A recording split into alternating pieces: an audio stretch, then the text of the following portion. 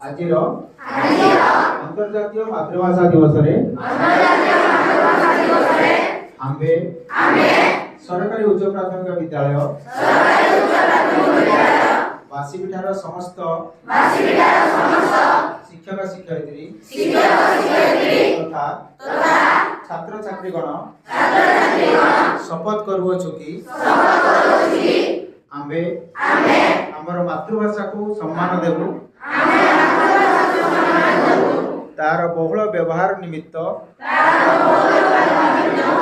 ପ୍ରୟାସ ଜାରି ରଖିବୁ, ତାର ସୁରକ୍ଷା ପ୍ରଚାର ଓ ପ୍ରସାର ଓ ମୌଳିକତାକୁ ବଜାୟ ରଖିବା ପାଇଁ ଆମେ ସର୍ବଦା ଯତ୍ନବାନ ହେବୁ। ମାତୃଭାଷାକୁ ସମୃଦ୍ଧ କରିବା ପାଇଁ ତାର ସାହିତ୍ୟକୁ ବୃଦ୍ଧିମନ୍ତ କରିବୁ। ମାତୃଭାଷାରେ ଲିଖିତ ଗଳ୍ପ କବିତାକୁ ପ୍ରତିଦିନ ପାଠ କରିବୁ। ଜୟ ମାତୃଭାଷା।